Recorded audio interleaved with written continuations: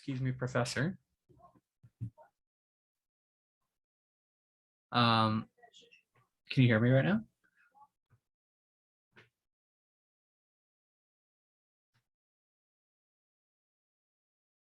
He doesn't have his headphones on, I believe. Oh, okay.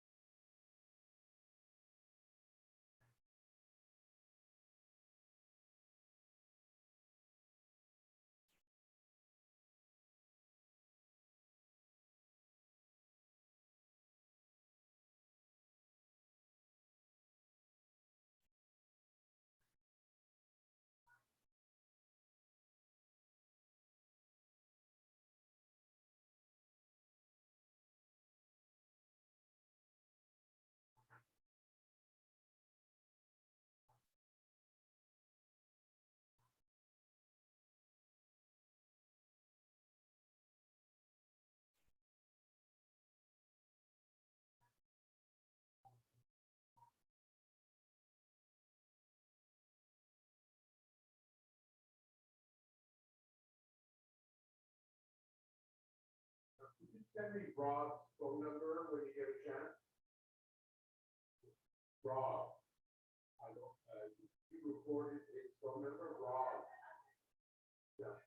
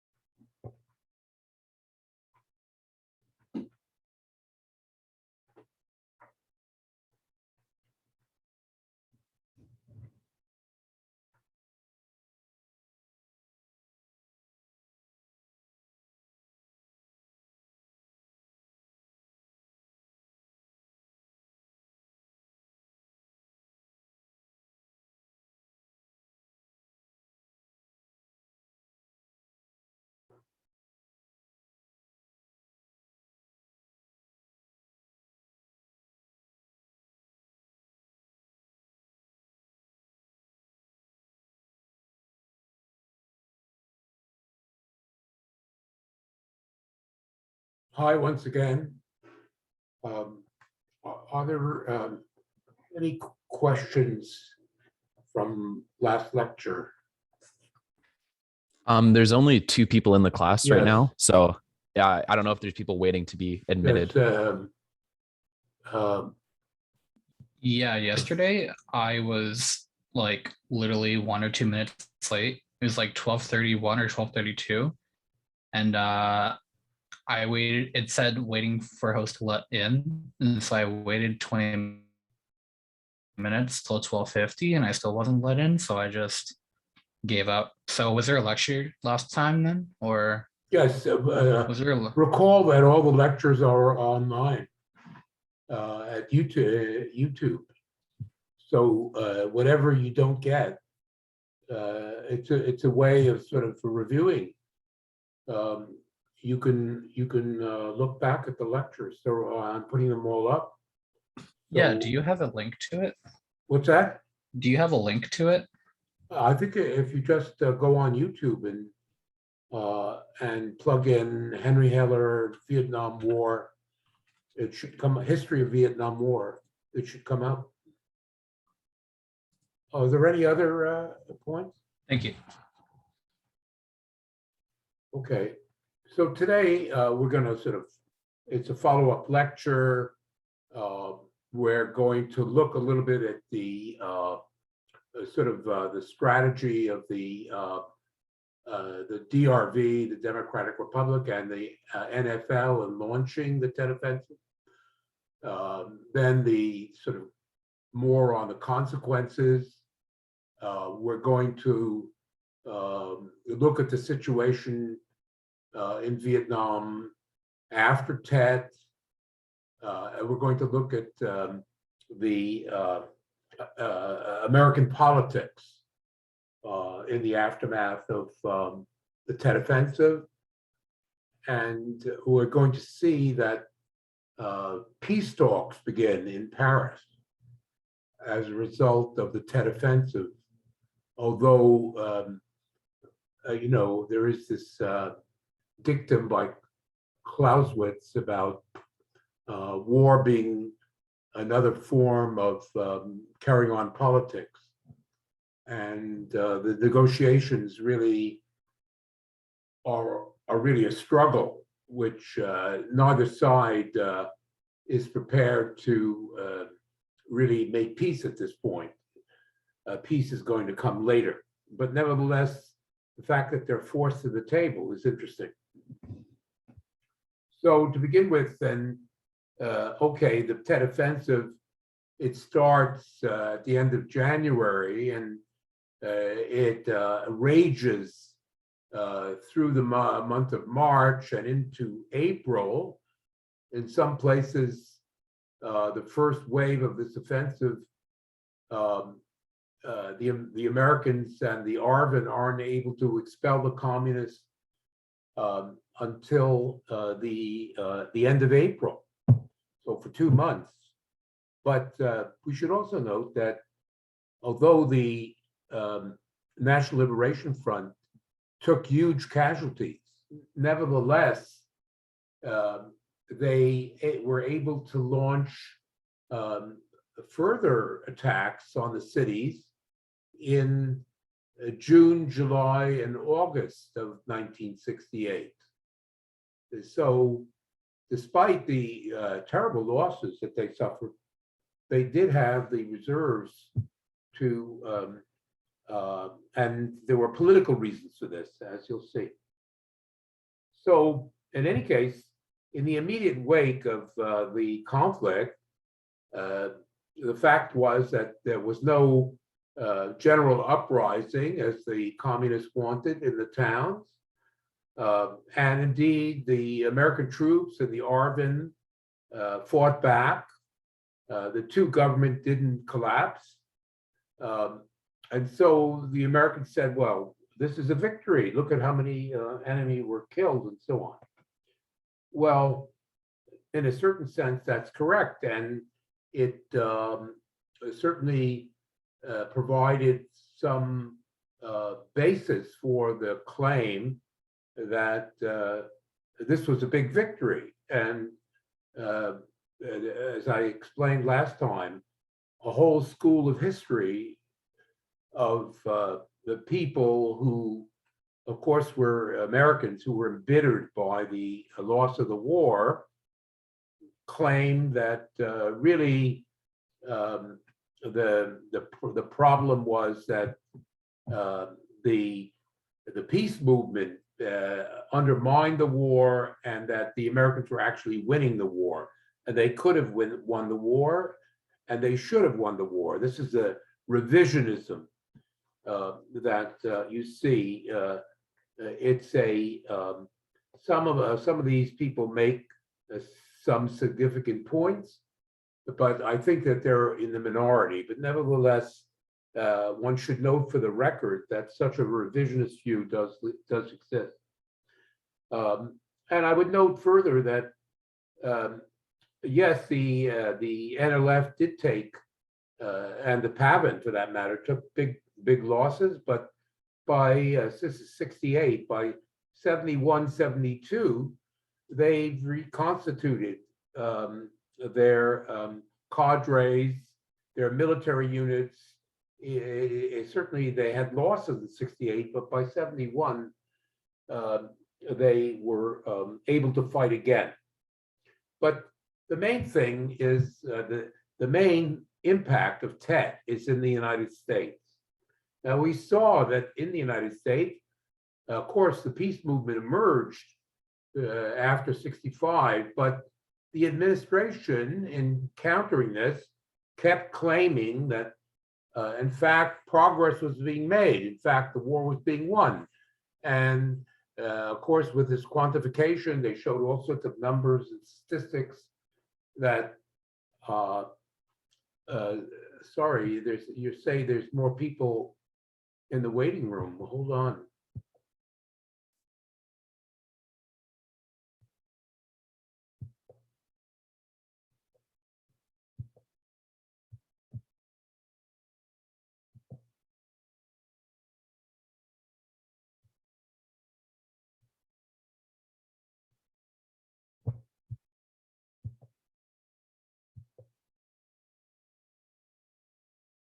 Okay. So, um, so what I'm saying is that Johnson and those around him kept saying, "We're winning the war. We're winning the war," and then Tet comes, and everybody's taken aback. Look at the power of this offensive, and people had doubts to begin with, and this the Tet offensive, which of course was fully reported. Um, destroyed the credibility of Johnson and those around him. People in the United States said, "Well, these people are simply lying. The government is lying to us. They lied to us," and so on. And I would note, in more generally, as a result of this kind of what happened, there developed an incredible skepticism about the government and government lying and government manipulation. Up until this point, the historical record shows that the American populace absolutely believed in their government, and since this time, that is no longer the case. And of course, it becomes a political problem. You see what's happened in the United States in terms of people absolutely completely skeptical and in many cases alienated from the government. It began with these incidents at this point and the Vietnam conflict. In any case, the political consequence of this was that, in the first place, this spelled the end of Lyndon Johnson. He basically was forced from office. And it also meant the end of escalation. When I say escalation, I mean the escalation of American ground troops in Vietnam. The war continued. And in some ways, the air war, in compensation for the de-escalation of the land war, or the American withdrawal, the Americans intensified the air attacks on both North and South Vietnam.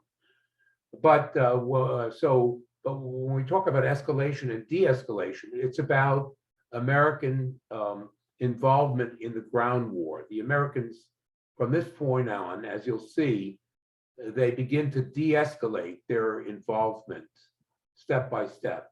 Okay. Now let's look at the sort of the things from the point of view of the DRV, from the point of view of Hanoi and the National Liberation Front. Well, we can see right away that the Tet Offensive was the ultimate response of the DRV and the National Liberation Front to the American intrusion into the ground war in 1965. The thing is that when the Americans in the hundreds of thousands began to come into Vietnam with all of their firepower and with all their tactical flexibility, the helicopters and so on,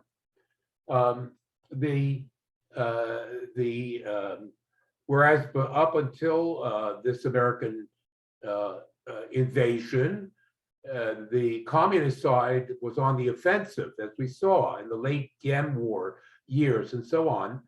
The American intervention did bring that abruptly to an end, and the communists were thrown back on the defensive because of the firepower of the United States. and therefore the communists toe-to-toe in positional warfare. The American military was so strong that there were battles like the Idrang Valley and some other big battles, and every time the communists lost these battles.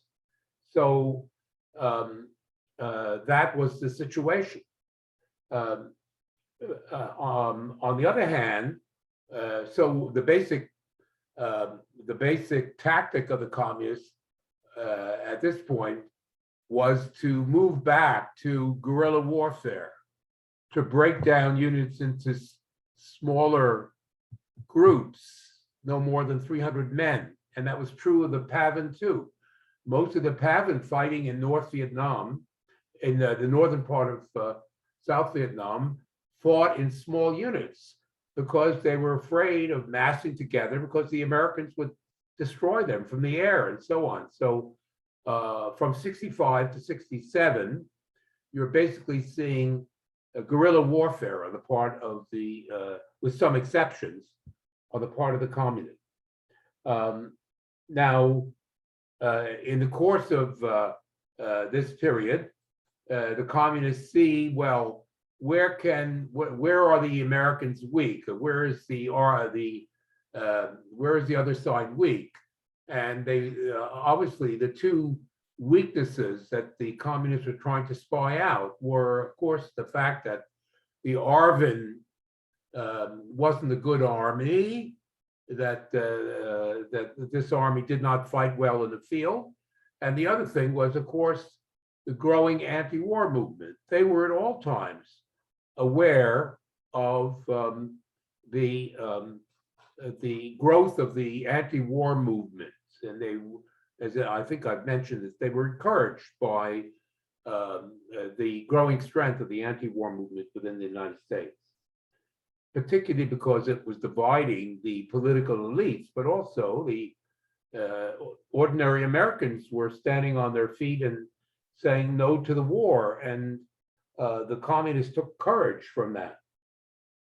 Now, in the course of this sort of guerrilla conflict between 65 and 67, the communists were trying to maximize the number of casualties they were inflicting on especially the Americans, because they wanted to demoralize them, and they did inflict a lot of casualties on them. They tried to get the American forces to, they were attacking in many different places at once, particularly on the periphery, and the American troops were, a lot of them went into the highlands, so they went up close to the DMZ, particularly as the battle for Khe Sanh developed, and I've mentioned the battle of Khe Sanh in the last class, and simply keeping the pressure on Saigon and on Washington. This is what the communists were trying to do. At the same time, of course, the communist side were taking heavy casualties, there's no doubt about it. But in the first place, this is a country with a large population, and North Vietnam kept sending more and more troops down to the south. Furthermore, of course, the bombing was depopulating the countryside, but we know that in many places the communists were very strong, and they were able to recruit enough and even more peasant soldiers from the villages to fill the ranks of the DMV. So it was in the spring of 1967, that is maybe 8 or 9 months before the Tet Offensive, that the decision was taken in Hanoi to launch the offensive of January 1968. And the basic objectives of this was, of course, the main thrust was an attempted invasion of the towns, the purpose of which was to excite a general uprising they thought the town population would support them. Well, some did, but most did not, as I've explained. And while they were doing this, of course, they would show that the Arvin and the Two's government, the military government, was incompetent. And indeed, they hoped actually to overthrow the Saigon government, Two's government. That was one aspect of it. The other was, of course, to get at the Americans, to shake the morale of the American military forces, and especially American public opinion.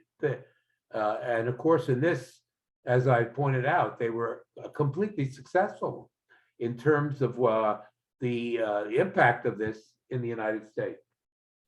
At the same time, in terms of affecting the Americans, the siege of Khe Sanh was an important element. First of all, it was drawing more and more troops to the north and away from the towns. But also, of course, it led to a certain miscalculation in the sense that Westmoreland believed that this was where the action was. And he and the others, even the CIA, were surprised at the attack on the towns. And now I want to say at this point, there is a book in the syllabus, in the bibliography, by somebody named John Elliott.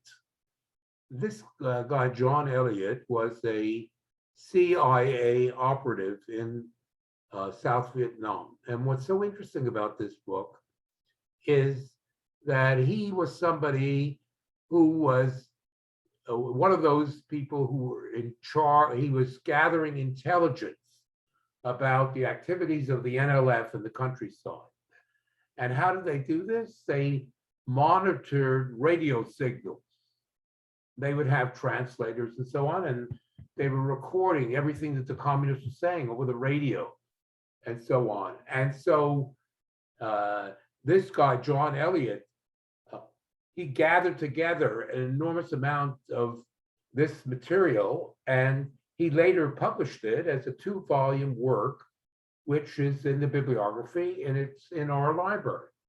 And the thing about this book is that it's the best study of the National Liberation Front on the ground, of exactly how they operated.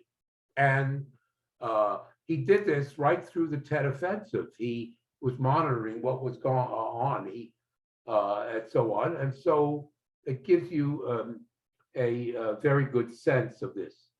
So I mentioned that book because it's so important.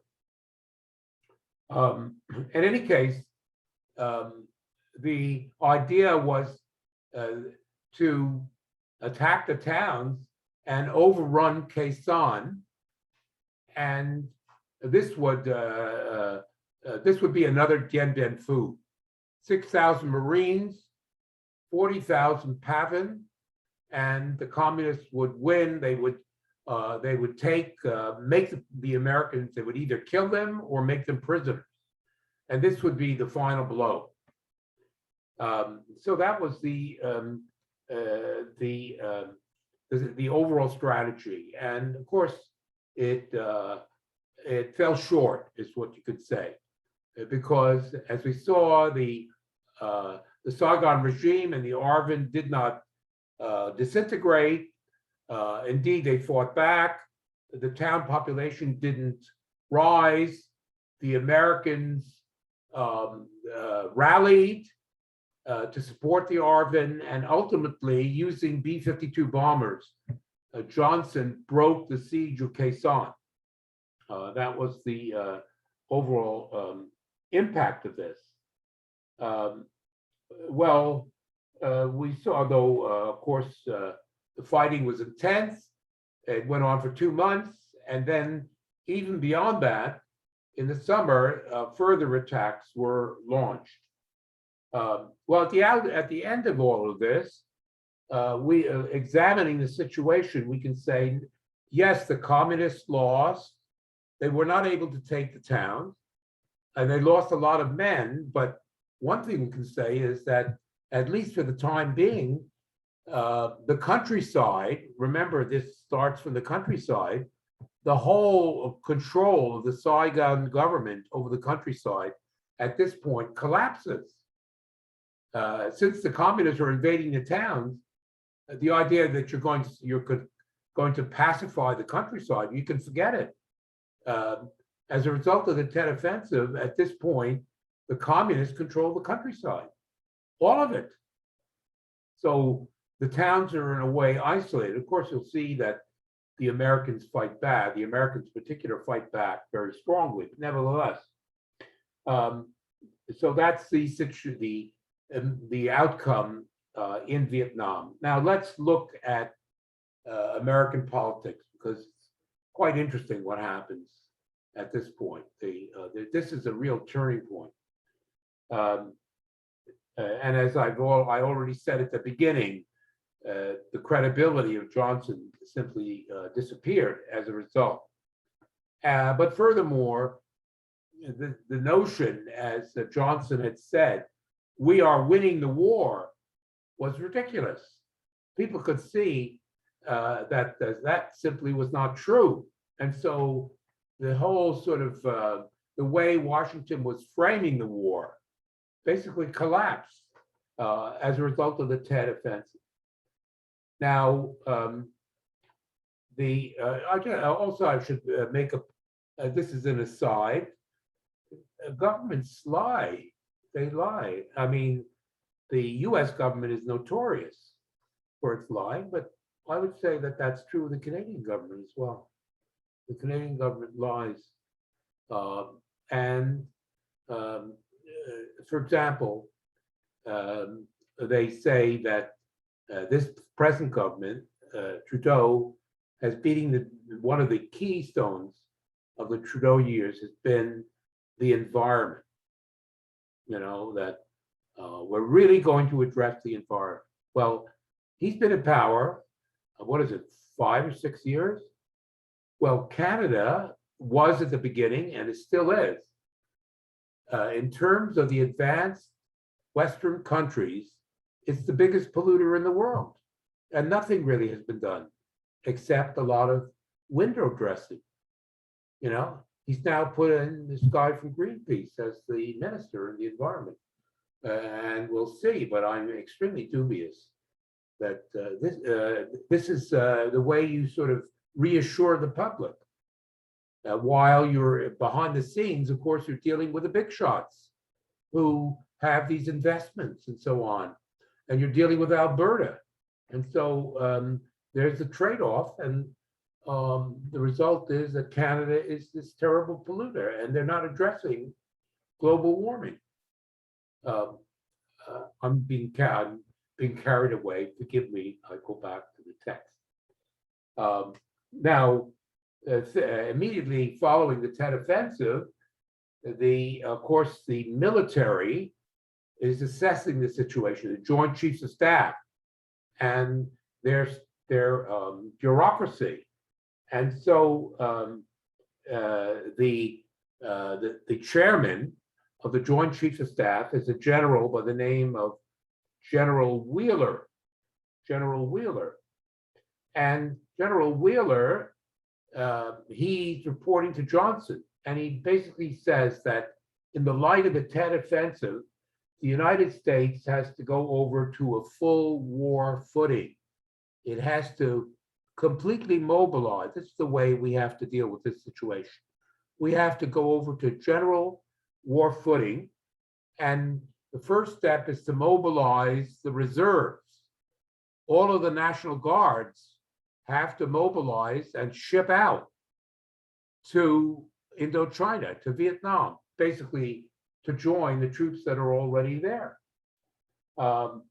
This, I might note, in the wake of such a statement from Wheeler, the head of the Joint Chiefs of Staff, the claim that the Americans have inflicted a great defeat on the communists, and at the same time they're saying mobilize all the reserves, go on a war footing.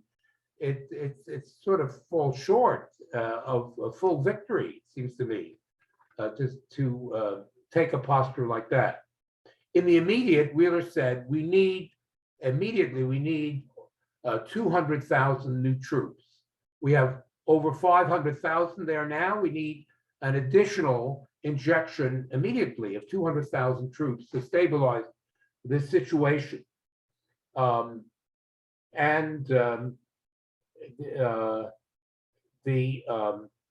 thing is, in some ways, he was justified because we know now that the troops in Vietnam, the scale of the fighting was so great that the American troops were hard pressed to cover all the many fronts.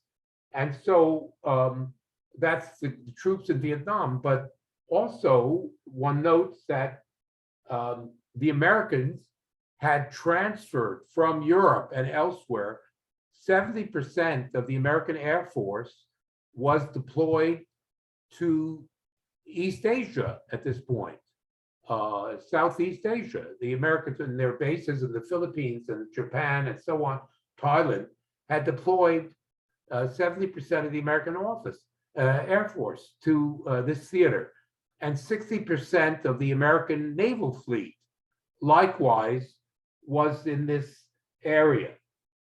And even with that, in February '68, there was an incident which revealed how overextended the Americans were, because in this very theater in East Asia, of course, there is Korea to the north. And there is a kind of truce in Korea, but it's a permanent state of hostilities in Korea between North and South Vietnam, and the Americans are in South Vietnam. And they also have some naval units deployed off the coast of Korea. But they've drawn down, they've sent most of the ships in the area to close to Vietnam. And there are only a few ships available in Korean waters. Well, one of these ships was named the Pueblo. This was a destroyer, heavily equipped with radar and other electronic devices, and it was off the west coast of North Korea, and it was monitoring radio signals. It was a spy ship. This is what people, belligerents do all the time. They're monitoring each other's signals and so on. Well, the Americans were doing this with the Pueblo. Well, the North Korean Navy attacked this ship, and they began to harass the ship, and the captain surrendered. The American captain surrendered. He sent out an SOS to help us, but after a few hours, he had to surrender, and the ship was towed into North Korean waters. There was literally there were not available the ships and planes to relieve the Pueblo. The Americans did not have enough military, naval or air support to sort of save the Pueblo. And the lesson, of course, is, well, you're overcommitted to Vietnam to such a point that you can't defend the other points. And we're not even talking about Europe or the Middle East. Those areas have been thinned out to the point where really from the point of view of security, the defense of these areas is questionable. So there's a basic question of overextension. The Americans have worldwide interests, is the main point. They have basically an imperial setup. They're defending Europe, they're defending the Middle East, they're defending Latin America, and so on, and they simply don't have enough troops or military to do all this because everything is committed to Vietnam. Well, in any case, So this is the military situation, overcommitment in Vietnam. And the second point is the economic situation. Because remember that although times in the United States were still very good, nevertheless, there was a lot of internal unrest, particularly from the Black population, and I described that in the last class. There were riots in many, many cities, and Johnson responded with the war on poverty. He was going to build what he called the Great Society by carrying on this war on poverty. So he spent billions. In addition to the many, many billions being spent in Vietnam, he also spent billions on the war against poverty at home. And when his economic advisor said to him, listen, this is going to excite inflation, he paid no attention. And so, but by 1968, inflation was running away. The rate of inflation was eating away at profits. It's the bottom line here, because there's a trade-off. If you get too rapid inflation, the capital you invest doesn't, the return, the profits, the dollars are worth less because of inflation. So the profit rate is affected. And that's what happened by 68. And as a result of that, so you have the problem of inflation. People are becoming disgruntled, but in particular, people who hold American dollars, foreigners who are holding American dollars, and everybody held American dollars at that point. The American dollar was as good as gold. Well, suddenly by 68, a lot of people, investors, the investor class, begin to dump American dollars. And there's a run on the dollar. The dollar is losing its value. Now, this is really significant. And so the only way to cope with that is basically to raise interest rates and to impose economic controls to calm this overheated economy. Well, how do you do this with this runaway war? So there's this underlying economic problem that emerges. Well, you can see the culmination of the internal arrest, the setbacks in Vietnam, the economic problems that I'm talking about, the geostrategic problems. Johnson has basically reached a dead end. And so he turns to his new Secretary of State, Clark Clifford. McNamara has resigned because, as I explained, he couldn't take it anymore. And he's replaced by Clark Clifford, who was a personal friend of Lyndon Johnson.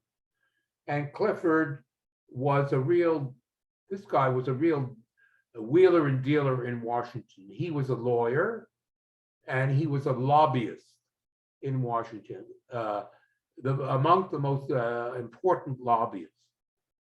He knew everybody in Washington, all significant legislation. He had something to say. Corporations hired him because he had so much influence. He knew all the power brokers from both parties. He was a Democrat, but nevertheless, this is the kind of person he was. And so Clark Clifford takes the helm. He was a fixer, this guy. He was a fixer. Well, the first thing he does is he calls together a committee of influential people made up of corporate lawyers, former secretaries, that is to say, former secretaries of defense and of state, and even some Wall Street big shots and some corporate leaders. And this committee becomes known as the Wise Men, the Wise Men. Well, if you look at who these people were, basically these are the people who actually ran the United States of America, these people. They and their friends are the kinds of people that actually ran the United States. And in fact, they continued to run the United States. Well, this is who they were. And when they began to meet together, they expressed the fact that they were very worried about the internal dissent that had developed in the United States. They were very worried about the economy. And they were very worried over the fact that the United States was overcommitted to Vietnam and was neglecting its global interests. Its global interests are suffering by this overcommitment in Vietnam. And as they went along, and with Clifford presiding, they came to the conclusion that it was clear after these 3 years that the DRV was not deterred by the bombing. There was a steady and increasing number of DRV troops who were involved. And the bombing in the South and the bombing of North Vietnam was not having any effect in this increase of DRV troops in the South. Well, you could say, well, we could invade North Vietnam, as some people on the right were saying. Why not? Let's get in there and finish the job and so on, occupy the North as well as the South. Well, logistically, they even said occupy the rear areas, occupy Cambodia, occupy Laos, and occupy Vietnam. Well, the response was this would be basically to sink in even deeper into the situation that we're in, this quagmire. That was a key word. We got into a swamp here. So getting further involved is not an option. We don't want to do that. And furthermore, if we do invade, it's clear, and we know this because we've been told, particularly the Indian government made it clear. The Chinese and the Russians said, if you invade North Vietnam, we're coming in. They were already in. There were 50,000 Chinese logistical troops helping the North Vietnamese at this point. They weren't involved in combat. They were sort of providing logistical support in North Vietnam. And the Russians were flying missions against the Americans. The Americans were overwhelmingly dominant in the air, but nevertheless, there were air battles.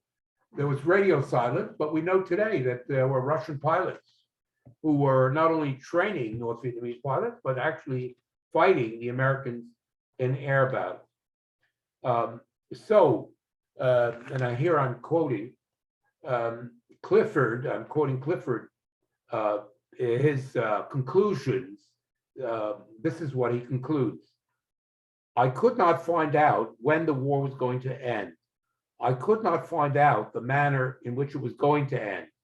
I could not find out whether the new requests for men and equipment were going to be enough, or whether it would take more, and if more, how much would be needed. I could not find out how soon the South Vietnamese military would be ready to take over.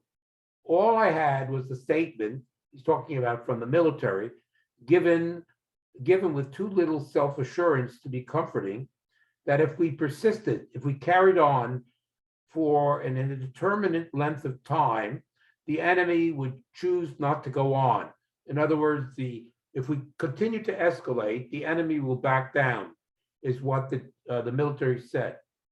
And so he continues, and so I asked, does anyone see any decrease in the will of the enemy after 4 years of our having been there, after enormous casualties, and after massive destruction from our bombing, of the enemy backing it down? The answer was that there appeared to be no decrease in the will of the enemy. So basically, what Clifford recommends to Johnson is basically do not send 200,000 more troops and begin the process of de-escalation. But in the middle of this, as this is happening, and this is the final blow, word of the fact that the military, General Wheeler, Joint Chiefs of Staff, has asked for 206,000 more troops, is leaked to the press. the press gets a hold of the story that Wheeler has asked Johnson to send 200,000 more troops. And this is splashed across the front page of the New York Times. And it is an absolute bombshell. People are totally at their wits' end.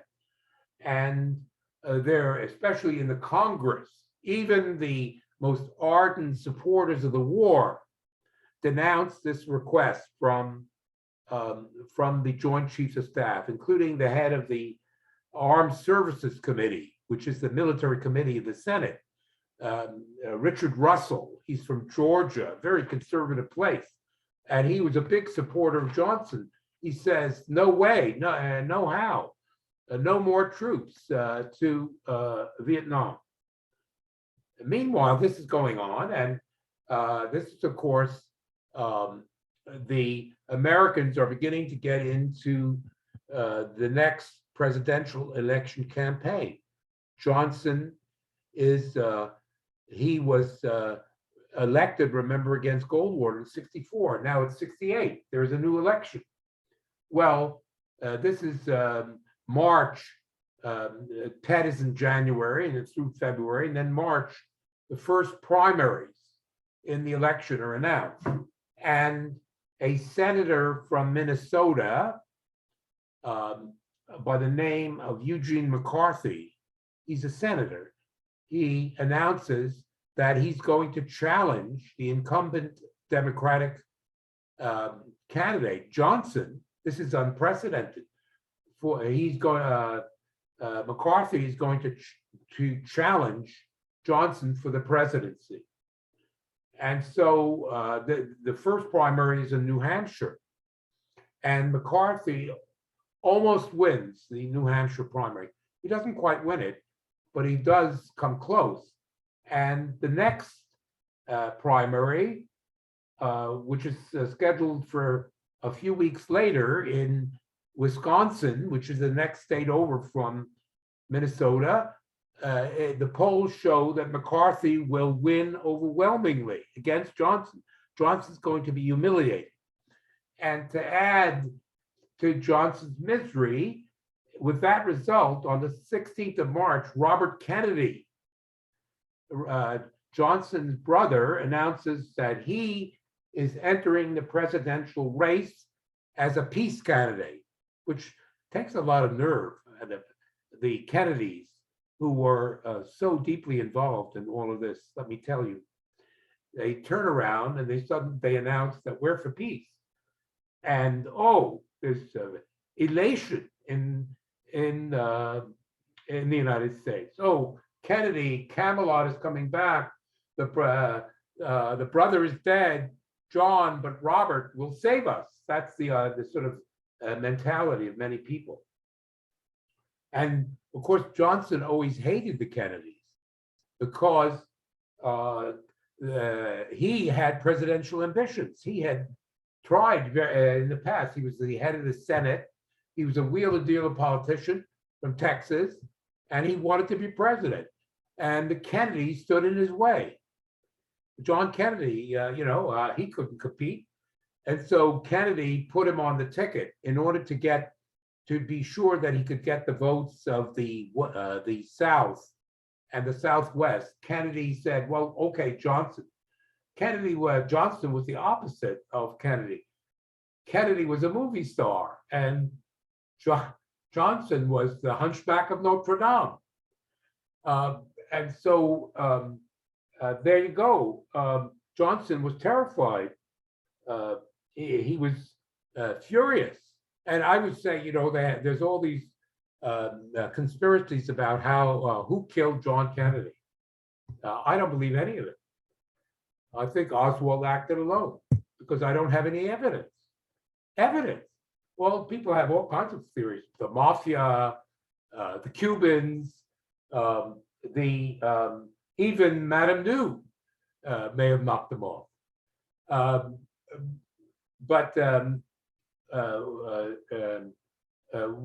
Consider Lyndon Johnson if you want to start talking about it. I don't believe he probably didn't, but the point is that in terms of suspects, my God, and of course he's a Shakespearean character, this guy, Johnson. In any case, Johnson, in the immediate, he does say to Wheeler, well, I'll let you have 13,000 additional troops, but I can't do any more. It's not possible. And basically what happens is that the wise men, they're pulling the strings, and they basically tell Johnson, you can't escalate further. It's not possible, and we don't want you to. And we are the influential people. This is the limit and no more. You have to begin de-escalation. And of course, what happened really to Johnson was that, I mean, he listened to his advisor. He listened to the big shot. He listened to the ideology of the Cold War. He bought into everything, and he paid the price. He was hung out to dry. He was dead meat at this point, from a political point of view. And so on the 31st of March, there is a TV, he calls for a TV announcement. And in this TV announcement, this broadcast on the 31st, he announces that American Air Force will no longer bomb the area around Hanoi, the whole region around Hanoi, or in other words, north of the 20th parallel. This will be a no bombing zone. And he appeals to the North Vietnamese to come to the negotiating table. He says, let's begin peace talks. And at the end of the broadcast, he says, I will not be a candidate for the presidency of the United States. Well, you can't imagine. I was, of course, we saw this. There was elation in the United States. Johnson was gone. And the church, literally the church bells all across the United States began to ring across the whole of the country in relief at the end of Lyndon Johnson. That's how he disappeared. I think I'll stop and we'll finish this next time.